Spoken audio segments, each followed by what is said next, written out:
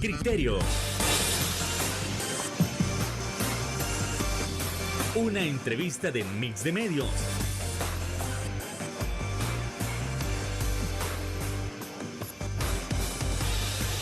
Que aborda frontalmente los problemas de El Salvador con los verdaderos protagonistas y plantea soluciones.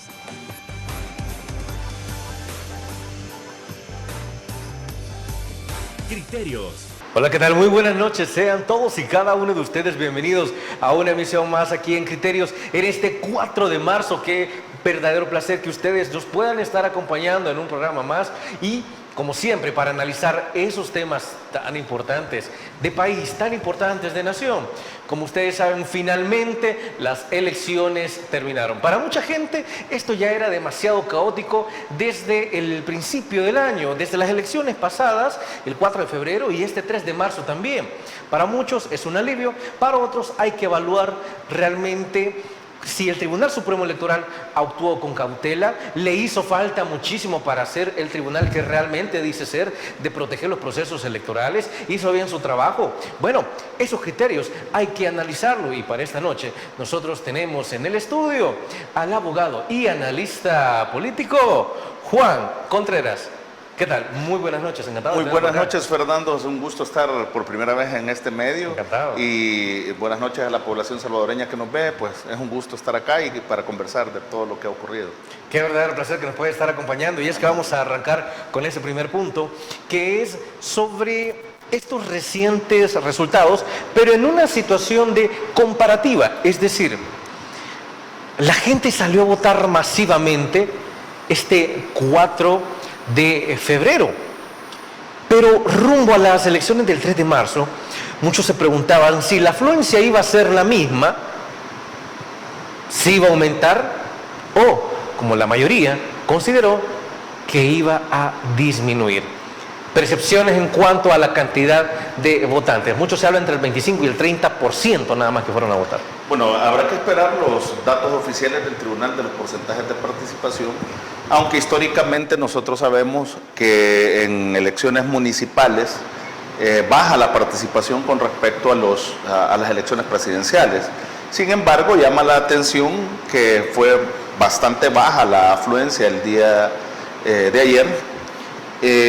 Ahí habrá que ver qué elementos, quizás ya cuando el tribunal dé los porcentajes, hay que ver qué elementos influyeron para esa baja participación. Porque tienes tú el 4 de febrero, tuvimos una participación que creo que superó el 53% del padrón en general. También votaron nuestros hermanos desde el exterior, ese es otro factor. En las elecciones de ayer no votaron nuestros hermanos desde el exterior, o sea, no estaban habilitados para votar por el Parlacen ni por consejos municipales, pero también llama la atención la baja participación y pueden haber muchos elementos, entre ellos la falta de un liderazgo local, de liderazgos locales que activaran al votante como tal. Tú tuviste en las elecciones del 4 de febrero a un líder, presidente, candidato a presidente, Nayib Bukele, que pudo ejercer ese tipo de convicción en la población de salir a las urnas a votar. Y de hecho ves una diferencia en el mismo 4 de febrero, en que rondó alrededor de unos 500,000 votos más, incluso para las elecciones presidenciales, que las elecciones de diputados de la Asamblea Legislativa, que fueron jornadas del mismo día, pero que ya sumados el voto en el exterior y el voto nacional, hay una diferencia. Entonces ahí vemos cómo el liderazgo del candidato presidencial estaba incluso sobre los diputados de la Asamblea Legislativa. Ahí es su primer margen. Ya cuando está fuera del escenario el presidente Bukele como competidor de las elecciones, que es lo que pasó el 3 de marzo, perdón, o sea, ayer, solo estaban los liderazgos locales y los liderazgos del Parlacén.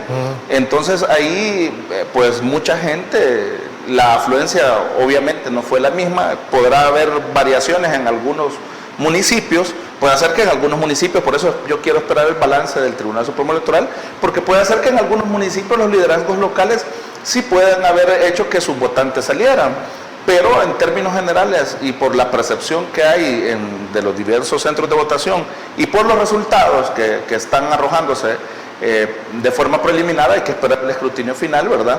Pero también se ve una disminución obvia en la participación ciudadana. Sin embargo, eso no deslegitima en ningún momento a los que han resultado ganadores, pues deciden quienes salen a votar, y creo que nuestra cultura democrática tiene que irse haciendo más fuerte cada vez con la participación. Otro elemento que puede abonar o que pudo abonar al ausentismo pudo haber sido los problemas que tuvo el Tribunal Supremo Electoral el 4 de febrero para transmitir resultados, que eso es lo que generó lo que tú decías en la introducción, un sentimiento como caótico, de cansancio de la gente, porque tocó ir a conteo manual, en donde habían jornadas extenuantes para los empleados del tribunal y para los mismos vigilantes de los partidos políticos, jornadas de 12 horas diurnas y 12 horas nocturnas, o sea, sí, 24 horas, contando ahí por alrededor de 10, 12 días, no recuerdo cuánto duró. Entonces eso también en la población pudo haber generado un impacto que habrá que valorar después cuando tengamos los niveles ya de participación que diga el tribunal, y ver qué elementos podrían haber sido los que influyeron para la participación menor con respecto a las del 4 de febrero, definitivamente. Entonces, a ver, sacando una de las partes que usted está mencionando con respecto al Tribunal Supremo Electoral, todos los problemas ocurridos con el TSE sí generó un desgaste en la misma población. Es decir, se está viendo... Podría ser una lectura, habrá que ver qué tanto impactó. Lo que sí es que el tribunal, gracias a Dios, en la jornada de ayer pudo superar los errores que tuvieron el 4 de febrero y pudo transmitir la mayoría de actas, tanto para elecciones de Parlacen y como de consejos municipales. Entonces eso va a agilizar el proceso como tal, porque ya en el escrutinio final se verán actas, ya no van a tener que ir conteo voto a voto, perdón, como ocurrió en febrero, sino que solo se van a confrontar las actas que están en el poder del Tribunal Supremo Electoral con las actas que tiene la Fiscalía General de la República, la Junta de Vigilancia Electoral y los mismos partidos políticos, pues que se les ha entregado una copia de esas actas, y cuando lo que se hace es confrontar dichas actas, y si hay algún tipo de variación en los datos, es que se comparan las actas que tienen las firmas, los sellos, y si es necesario eventualmente se puede abrir algún paquete electoral si hay algún dato que no confluye en las actas que todos tienen, ¿verdad? Pero por lo general eso no ocurre en los escrutinios finales, así que yo espero un proceso más ágil en este 4 de febrero, en este 3 de marzo, con respecto al 4 de febrero. ¿Qué es lo que tiene que hacer el tribunal en este momento? Después de que tenga los resultados oficiales, después de que haya finalizado el escrutinio final de esta elección recién pasada, es continuar con la investigación que dijo que había iniciado después de los hechos ocurridos del 4 de febrero, porque ahora sí llama poderosamente la atención que el sistema, siendo el mismo sistema, haciéndole unas correcciones, que es la que se les hicieron, sí funcionó el 3 de marzo, pero se cayó el mismo sistema el 4 de febrero. Entonces, en algún momento algunos magistrados hablaron de un presunto boicot. Yo desconozco sinceramente el tipo de pruebas o en qué basan los magistrados esas aseveraciones. Sin embargo, hay una institucionalidad, ya creo que hay una investigación también de la Fiscalía General de la República que inició de oficio, y habrá que ver cómo va evolucionando también este tema, ¿verdad?, de lo ocurrido el 4 de febrero, porque llama poderosamente la atención, y gracias a Dios que el día de ayer sí funcionó la transmisión. Creo que hasta hoy a las 6 de la mañana seguía el tribunal actualizando algunos datos, y eso es parte de la labor institucional post elecciones que tiene que realizar el tribunal para deducir responsabilidades, porque en ese momento hubo una zozobra por parte de la población, sí, claro, de los mismos candidatos, los mismos partidos políticos. Hay un detalle importante de lo que la celeridad en la transmisión de datos te da, y es que si recordamos el 4 de febrero hubo muchas denuncias de fraude y muchas denuncias de irregularidades, etcétera. El día de ayer en las elecciones municipales, sin embargo, no obstante, los datos que se estaban arrojando eran los que tenían los partidos de forma preliminar y que fueron teniendo coherencia con los que iba subiendo el Tribunal Supremo Electoral en el sistema. Eso se desvaneció, o sea, no se escuchó las denuncias de fraude que se escucharon el 4 de febrero. Entonces, esa es la importancia de que tus sistemas de transmisión de datos funcionen, porque le dan certeza a la población de lo que los partidos están diciendo, es lo que el tribunal está subiendo. Entonces, la gente puede confrontar, puede entrar, incluso verificar las actas de las diferentes juntas receptoras de votos. Entonces, esa es una de las ventajas cuando te funciona el sistema. Otra cosa también es el funcionamiento de la misma democracia como tal, porque partidos opositores del gobierno habían también denunciado fraude, pero ayer que obtuvieron ciertas victorias en algunos lugares, particularmente Arena, en el caso de La Libertad, no dijo que había fraude. Entonces también pasa como en el fútbol. ¿Qué ocurre en el caso de la mañana? En el caso de la mañana de ayer se había denunciado que en el centro, en la Universidad Albert Einstein, habían sido sustituidos aquellos quienes ya estaban integrados. Eso no es un indicio de fraude. Aún no conteste, sino tras la pausa comercial.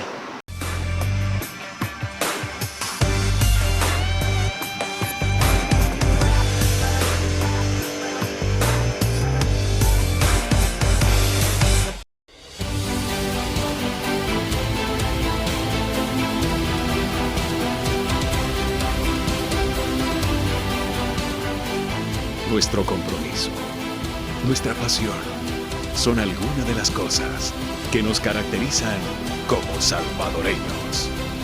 Farmacia La Buena, la farmacia de todos.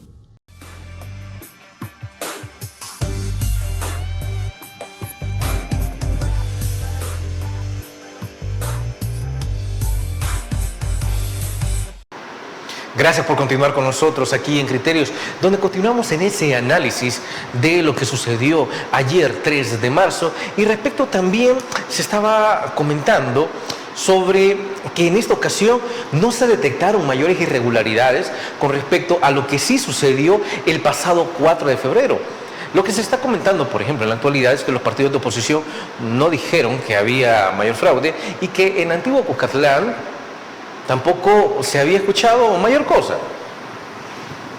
Quizás porque en efecto Milagro Navas había ganado, o porque en efecto también incluso aquellos que habían votado por el presidente, por la bancada CIAN, no estaban de acuerdo también con la candidata. Por favor. Yo creo que no podemos limitarnos a la libertad ¿verdad? Para hacer el análisis integral. No, claro, pero usted estaba comentando lo que decía del tema del fraude.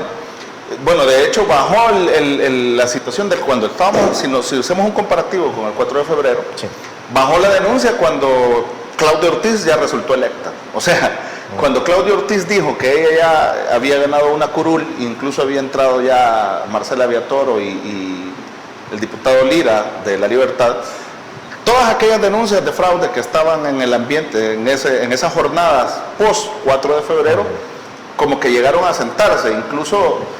no quiero pecar de mal pensado, pero hasta el recurso de nulidad que fue presentado con argumentos jurídicos deficientes. O sea, como no queriendo afectar a los ya electos, llámese de la oposición.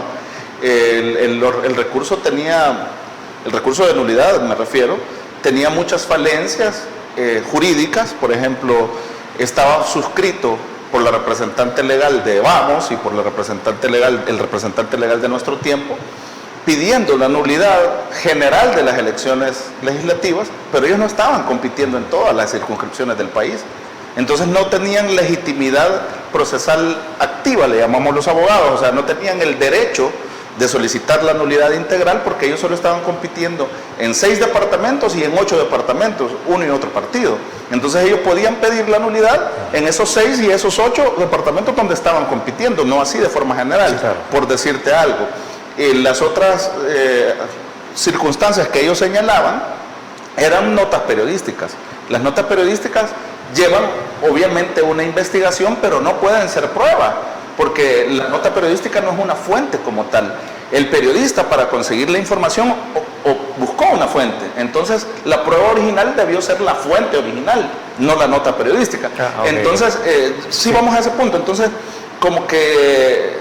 Pero ya al resultar electos, bajaron el nivel en esas jornadas del 4 de febrero y ahora, como se comenzó a ver, el 3 de marzo se comenzó a ver que los partidos tenían ciertos resultados y estaban resultando victoriosos en algunos municipios la cuestión de fraude no fue una discusión generalizada, no fue algo que estuvo ni siquiera en las redes, sino que estaba la gente aparte, y esa es una cuestión que es importante apuntar, la madurez política que presentaron algunos candidatos, específicamente el caso de Michelle Sol, que era una de las alcaldías donde toda la gente tenía los ojos puestos por el encuentro, el choque de trenes, si le queremos llamar, porque eran dos candidaturas sumamente fuertes, pero la madurez política que tuvo en aceptar los resultados y felicitar a la ganadora, también baja todos estos ánimos que pueden haber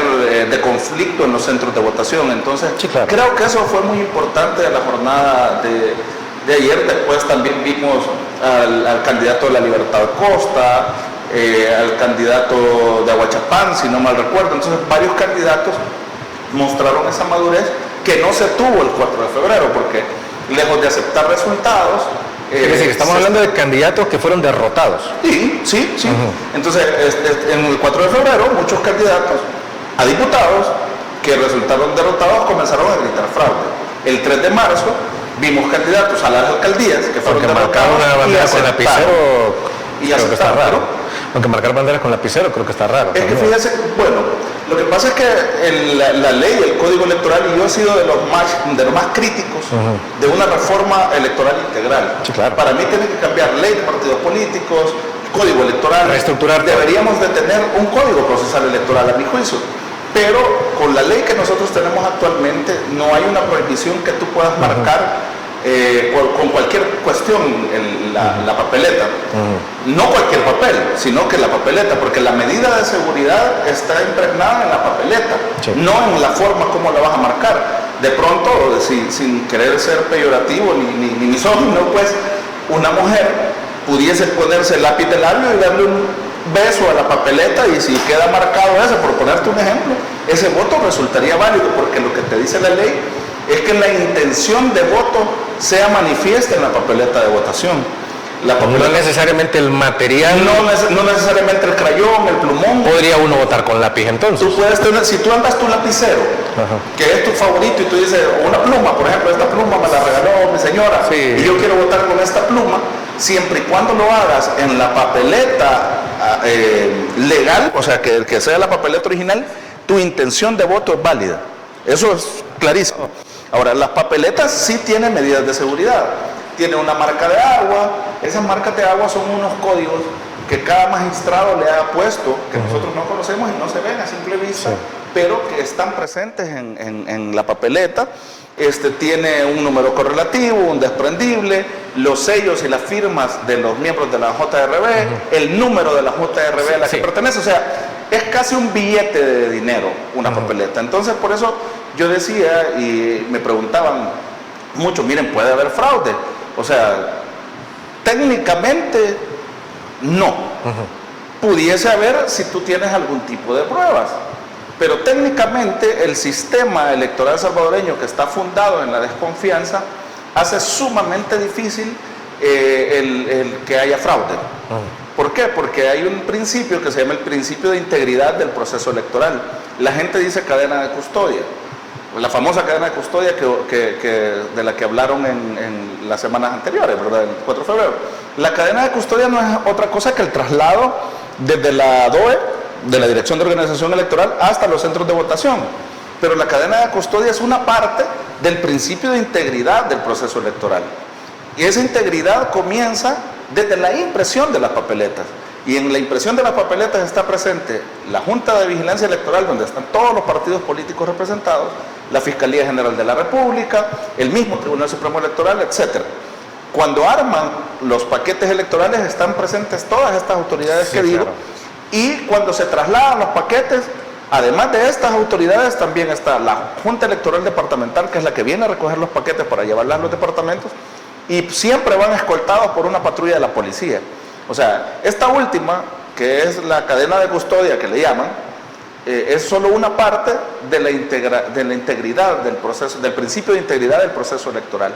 Entonces, por eso es que técnicamente gritar fraude, como ocurrió en semanas anteriores, es, digamos, casi imposible que ocurriera, ¿verdad?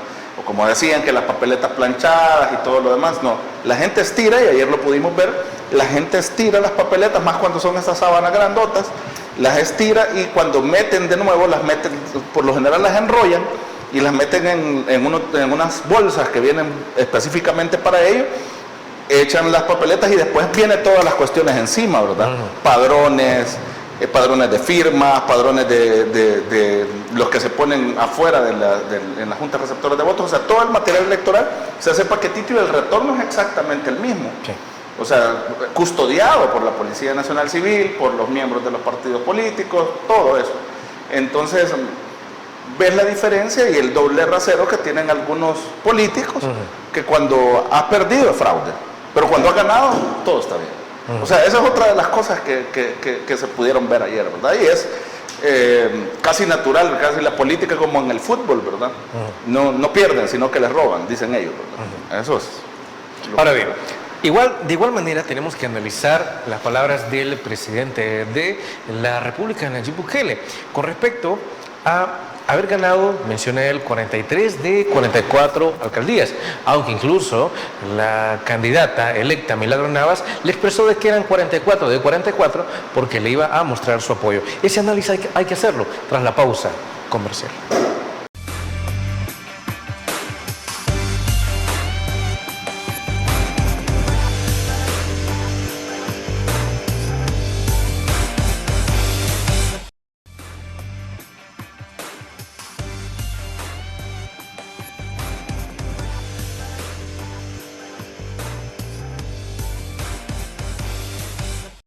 Las palabras del presidente de la República, Nayib Bukele, no pasaron desapercibidas. Él se pronunció con respecto a que se habían ganado 43 de 44 alcaldías. Desde luego, eso no implica que no podamos ver la importancia de algo en específico que él había mencionado, como que, si ustedes observan, decía él, yo no me pronuncié. ¿Por qué?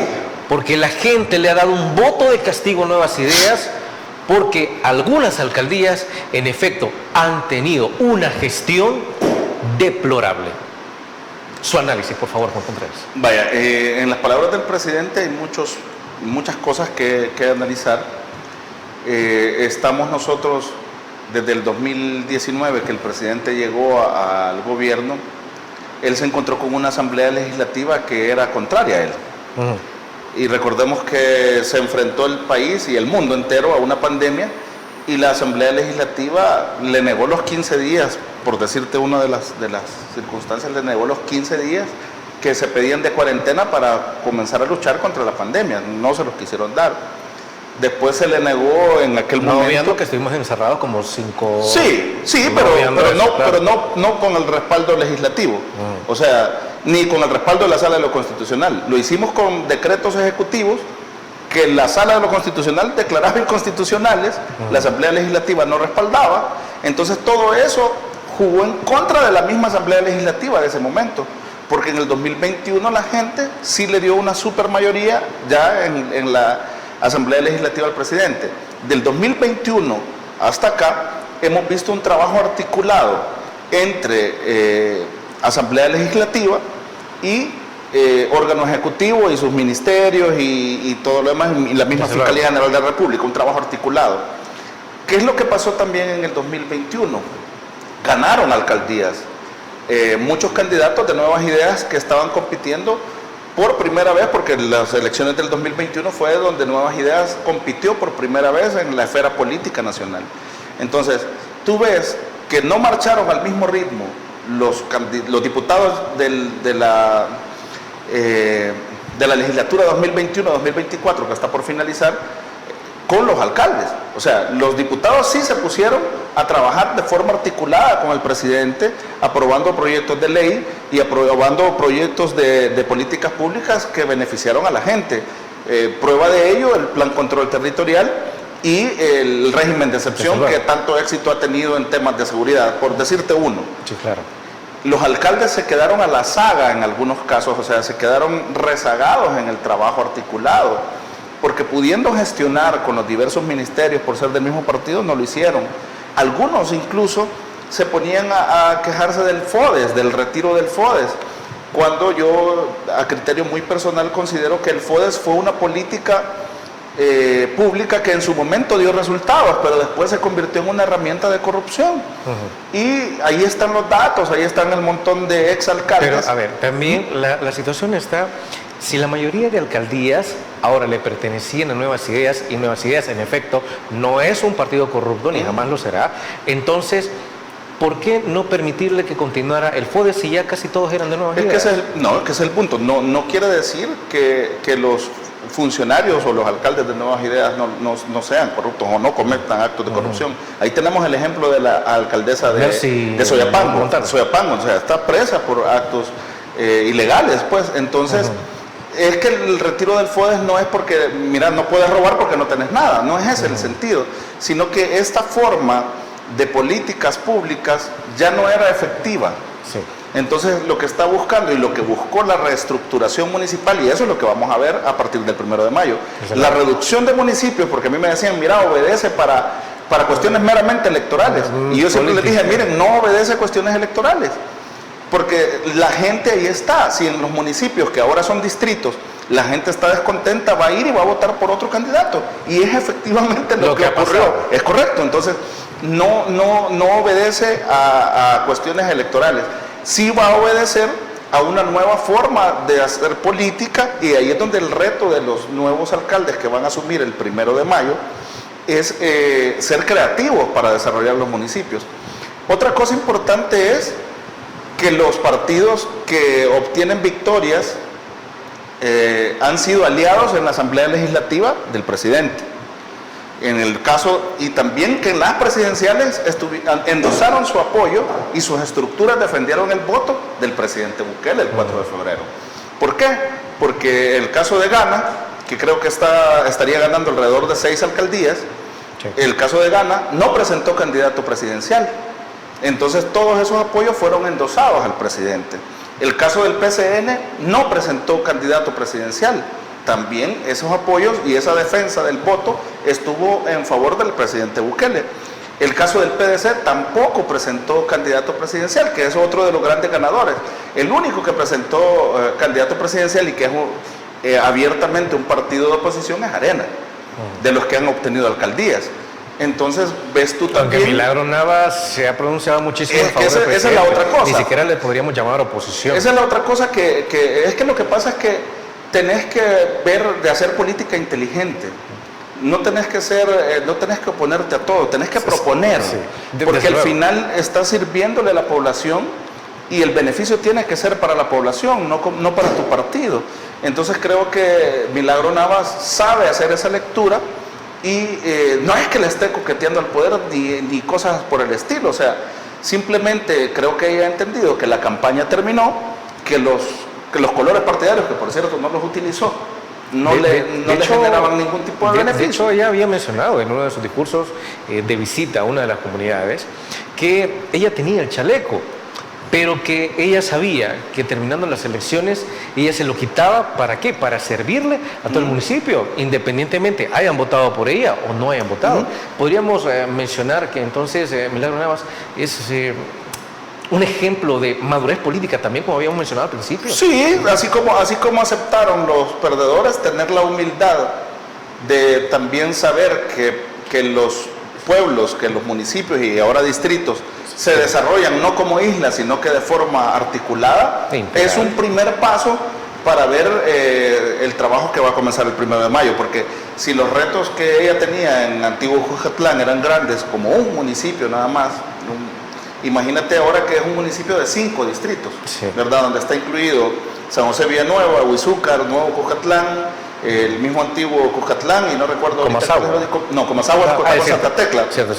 No recuerdo cuál es el otro que está, pero son 5 creo que Nuevo Cucatlán creo que lo había mencionado también. Nuevo Cucatlán, Huizúcar, Zaragoza. Entonces, el reto es más grande. Muchísimo. Obviamente, con los recursos propios de la alcaldía como tal va a ser bien difícil, porque si bien hay una buena recaudación en Antiguo Cucatlán y tal vez en Nuevo Cucatlán, en San José Villanueva puede ser mucho más pequeña, no digamos en Huizúcar, que creo que es uno de los distritos más pobres del departamento de la Libertad. Entonces, tiene que ser creativa ella en sus políticas públicas, y ella misma sabe que sin el apoyo del gobierno central va a ser sumamente difícil poder sacar adelante los territorios, y al final lo que la gente quiere son obras. La gente, las necesidades de la gente, cuando son temas de agua potable, de alimentación, de salud, etcétera, no tienen colores políticos. Eso es importante. La gente, las necesidades de la gente requieren soluciones, no requieren colores políticos, y ojalá que pues el discurso tenga eco, y creo que es una forma, lo que va a ocurrir a partir del 1 de mayo, vamos a ver esa capacidad de esos 44 líderes, ¿verdad? Y sus consejos municipales. Totalmente. Vamos a ver después de esto si la decisión de la reducción fue la acertada. Yo creo que sí, en el sentido de que teníamos aquí alcaldes de pueblitos de 15,000, 20,000 habitantes ganando 5,000, 7,000 dólares de sueldo, ¿verdad? Sí. Que habían aprovechado la autonomía municipal para ponerse esos sueldos enormes. No los vamos a tener ahora, pero no solamente es ese ahorro, sino que también tiene que haber creatividad en la gestión. Tenés territorios más grandes, tenés mayor población, tenés que ser mucho más creativo, buscar asentarte con los sectores productivos de tu municipio. Si es un municipio que ahora tiene algunos sectores agrícolas, pues con los agricultores. Sí, claro. Si tienen sectores pesqueros, pues con los pescadores. Tienen que ser inteligentes para ir hacia esas áreas. Yo pongo un ejemplo muy claro que pongo yo, es el caso de la Unión Norte, que ahí está incluido el distrito de Santa Rosa de Lima, donde yo soy originario. Y yo decía, Santa Rosa de Lima, cuando estaba el concurso de los pueblos vivos, yo decía, Santa Rosa nunca lo va a ganar, porque es un pueblo caluroso, con un clima bastante caluroso, que, digamos, virtudes turísticas así como tal no las tiene. Pero sí es un pueblo muy comercial. Entonces yo no puedo decir voy a desarrollar Santa Rosa de Lima con el turismo, porque con un turismo convencional, porque no voy a llamar la atención, pero si es un turismo de compras, de pronto sí.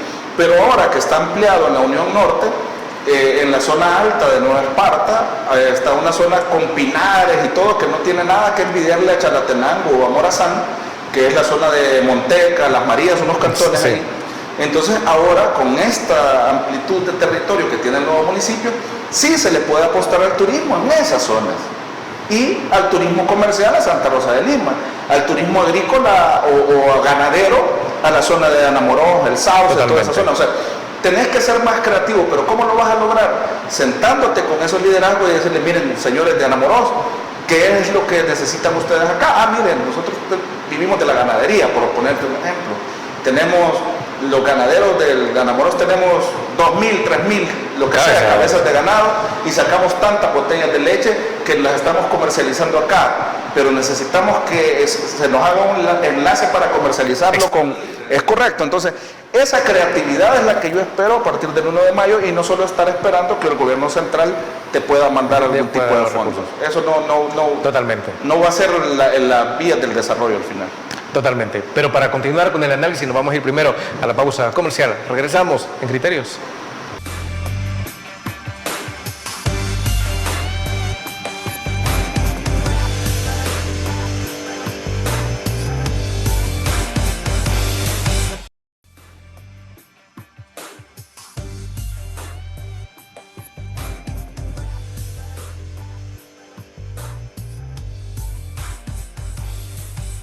Tal cual como hablábamos en el bloque anterior, algo importantísimo que se está hablando es sobre las perspectivas hacia 2027. ¿Qué tanto la gente puede esperar de sus nuevas alcaldías? Y si como tal, lo que antes eran municipios y que ahora son distritos, podrán también salir adelante y tener mejores oportunidades de las que tenían cuando eran municipios.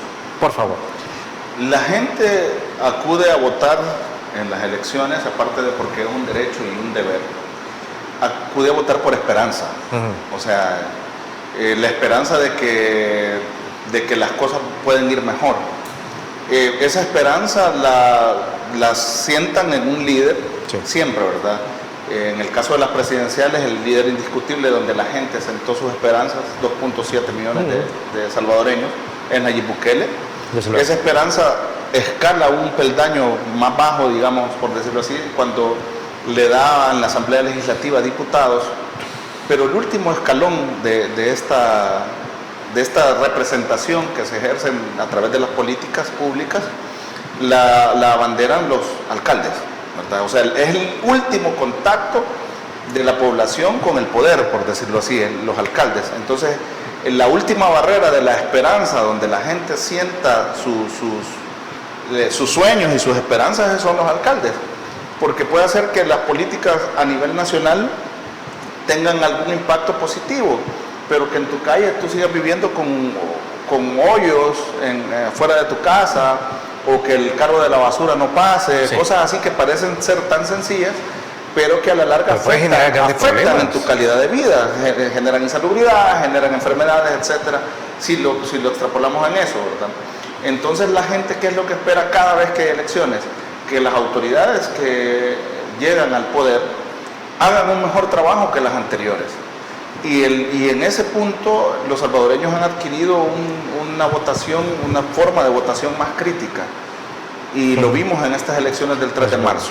O sea, la gente ya no se deja llevar por la camiseta o por las escobas o por lo que les puedan regalar en campaña, sino que ya exige trabajo, exige soluciones a sus problemas. Entonces, esa esperanza con la que van a votar se convierte en exigencia a partir del 1 de mayo.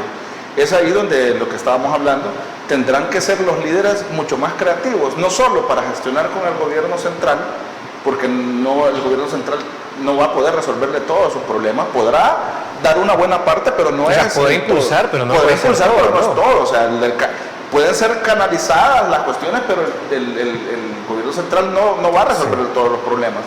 Pero hay otros actores también.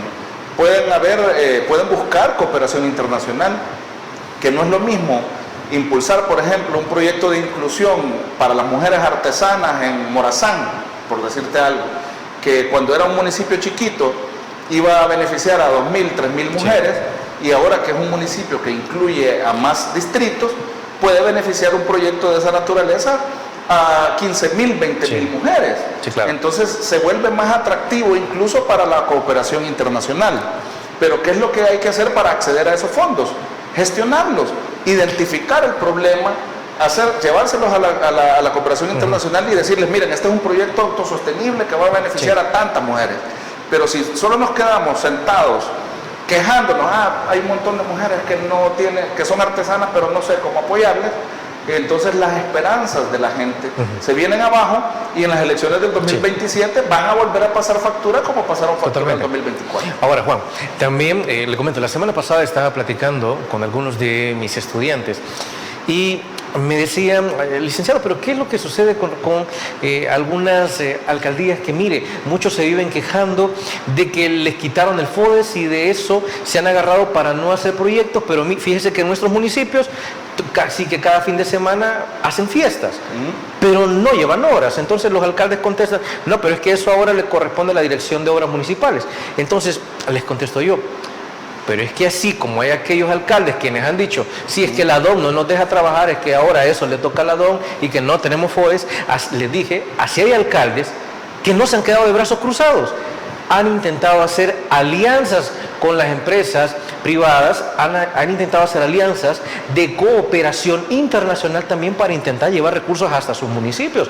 Entonces podría ser que ese es uno, digámoslo de esta manera, es uno de los pecados que han tenido algunos alcaldes. Es que tenés que ser creativo. La verdad que cuando llegas a un cargo de elección popular y estás al frente se llame una alcaldía o se llame una diputación, la gente quiere soluciones, no quiere quejas.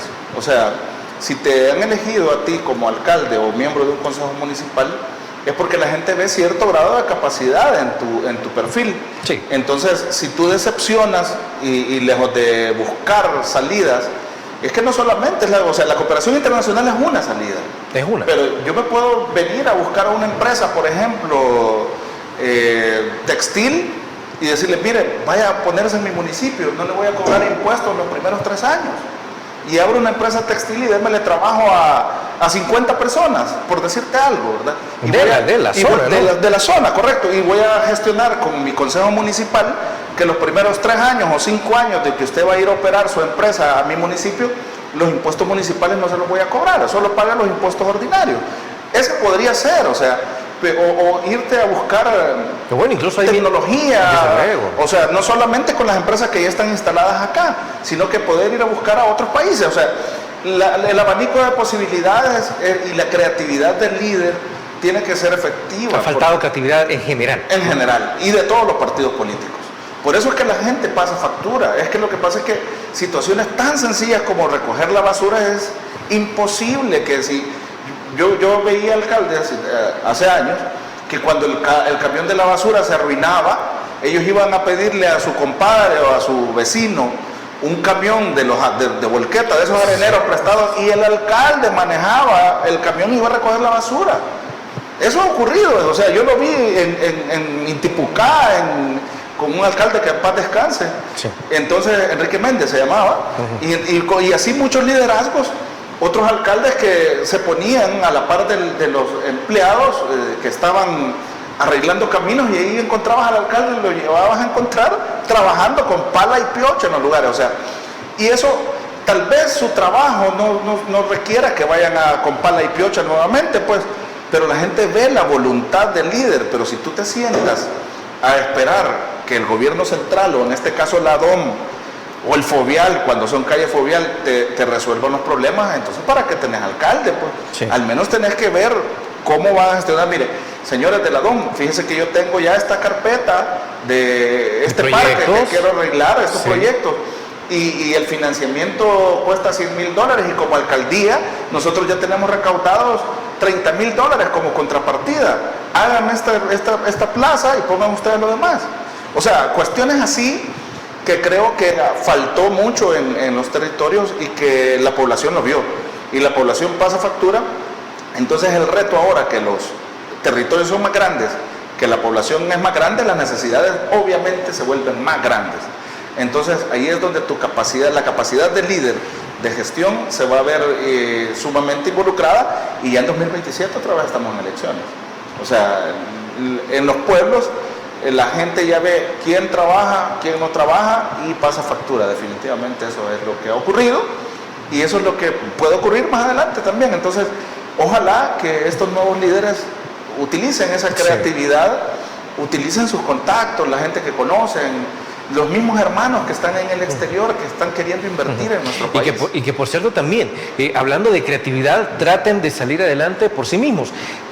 Escuchaba a un par de personas que decían, a ver, nosotros apoyamos al presidente, nosotros apoyamos a la bancada CIAN, pero nuestro alcalde no puede seguir diciendo de que va a trabajar de la mano del presidente cuando estos 3 años no ha hecho nada. Es decir, tomar la imagen del presidente no siempre le va a servir a los candidatos alcaldes, y les ha pasado factura. Y no funcionó en algunos, sí no funcionó.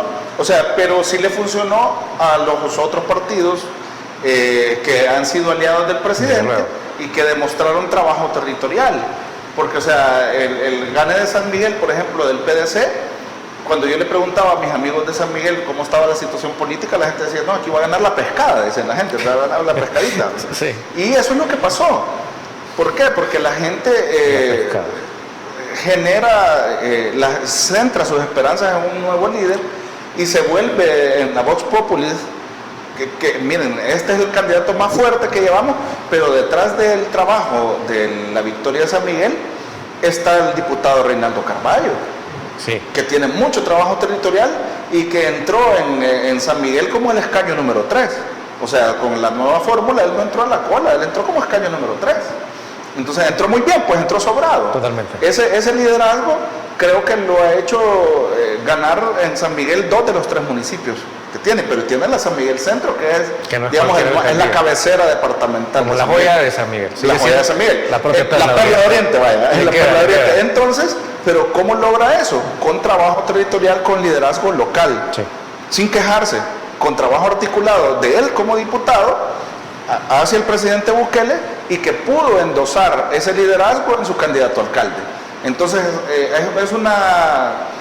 es una suma de elementos, y quizás si pudiéramos nosotros ver cómo han ganado las alcaldías otros partidos, en el caso del PCN, en el caso de Gana, han sido liderazgos que han sabido conectar con la población a nivel local, y que no se han peleado con el presidente. Al contrario, no presentaron candidaturas presidenciales y que cuidaron el voto y endosaron sus apoyos el 4 de febrero a la candidatura presidencial. Sumamente estratégico. Bueno, vámonos a la última pausa comercial y regresamos aquí, como siempre, en Criterios.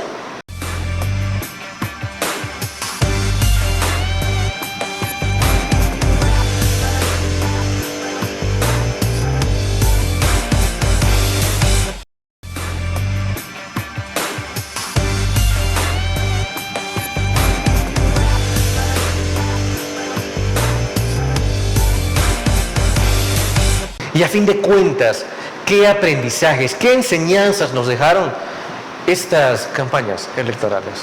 Juan Contreras. Dos cosas así con letras mayúsculas, grandotas, ¿verdad? A ver. La primera es que vivimos en democracia. Independientemente de los discursos que quieran venir desde sectores opositores A veces los organismos o de internacionales. organismos internacionales o prensa internacional, lo que quieran, El Salvador vive una democracia y en esa democracia el pueblo manda. Sí. Prueba de ello es que pueden obtener victorias otros partidos siempre y cuando puedan conectar con la población, y eso es lo que ha ocurrido tanto el 4 de febrero con la presidencial, que fue una victoria arrolladora de Nuevas Ideas, como el 3 de marzo, que otros partidos han obtenido victorias, pero eso quiere decir que la democracia ha salido fortalecida. O sea, El Salvador es un país democrático. Eso sí, es la primera gran cuestión. La segunda es que las elecciones se ganan con votos.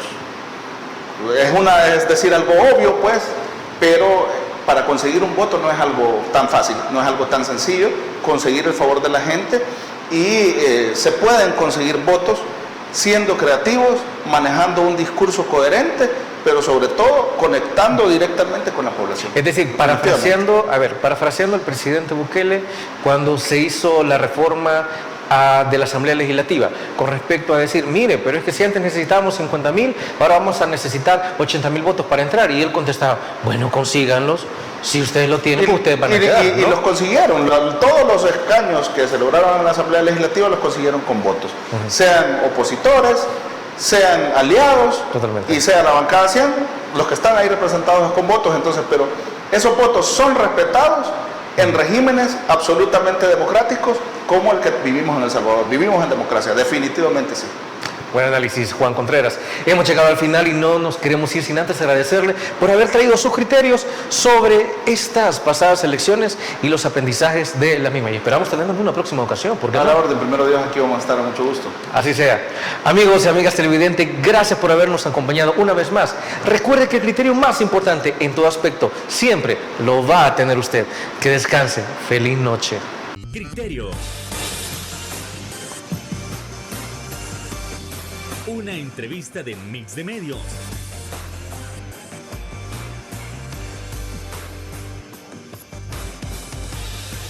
Que aborda frontalmente los problemas de El Salvador con los verdaderos protagonistas y plantea soluciones.